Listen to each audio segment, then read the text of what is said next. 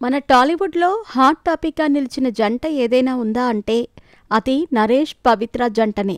వీళ్ళిద్దరి వివాహం 2023వ సంవత్సరం మార్చి 10వ తారీఖున జరిగింది. నరేష్కి 4వ పెళ్లవటంతో ఆయనపై సోషల్ మీడియాలో నెగటివిటీ విపరీతంగా ఏర్పడింది. దానికి తోడు నరేష్ మాజీ భార్య రమ్య చేసిన గొడవ గురించి ఇప్పటికీ మనం మర్చిపోలేం. బెంగళూరులో నరేష్ పవిత్ర ఉంటున్న ఒక హోటల్ వద్ద దూసుకెళ్లి వాళ్లను చెప్పులతో కొట్టే ప్రయత్నం చేసింది. ఆ రోజుల్లో ఈ ఘటన పెను దుమారం రేపింది. ఇలాంటి ఘటనలు ఒకేడాది పాటు రిపీట్గా జరుగుతూనే ఉండేవి.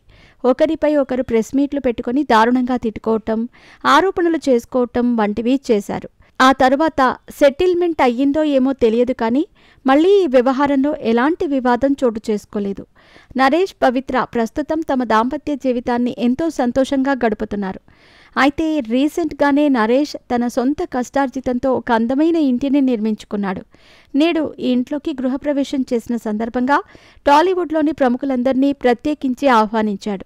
వచ్చిన ప్రతి ఒక్కరిని ఇంటిని చూపిస్తూ వాటిని ప్రత్యేకంగా వర్ణించటం, అందుకు సంబంధించిన వీడియో సోషల్ మీడియాలో లీక్ అవటం హాట్ టాపిక్గా మారింది. ముఖ్యంగా సీనియర్ నటుడు మురళీమోహన్కి తన బెడ్రూమ్తో సహా చూపిస్తూ వివరించటం గమనార్హం. సాధారణంగానే నరేష్పై ఈ మధ్యకాలంలో నెగటివిటీ పెళ్లి తర్వాత బాగా పెరిగింది. ఇలా బెడ్రూమ్ కూడా చూపించడంతో నువ్వు నీ భార్య పవిత్ర ఉండే బెడ్రూమ్ అతనికెందుకు చూపిస్తున్నావంటూ నెటిజన్స్ ఫన్నీ కామెంట్స్ చేస్తున్నారు. ఇకపోతే నరేష్ ఇండస్ట్రీలో ఎంత బిజీ ఆర్టిస్ట్ అనేది ప్రత్యేకించి చెప్పనవసరం లేదు. హీరోగా కంటే కూడా ఆయన క్యారెక్టర్ ఆర్టిస్ట్గా ఎవరూ చూడనంత పీక్ రేంజ్ని చూశాడు. ప్రతి శుక్రవారం విడుదలయ్యే సినిమాతో ఖచ్చితంగా నరేష్ ఉండాల్సిందే. కానీ ఈ మధ్యకాలంలో నరేష్ సినిమాల సంఖ్య బాగా తగ్గింది.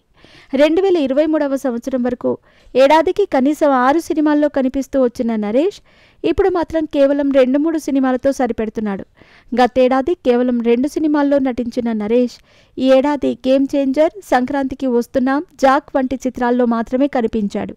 కారణం ఏంటో తెలియదు కానీ నరేష్ని మాత్రం ఆయన అభిమానులు బాగా మిస్ అవుతున్నారు.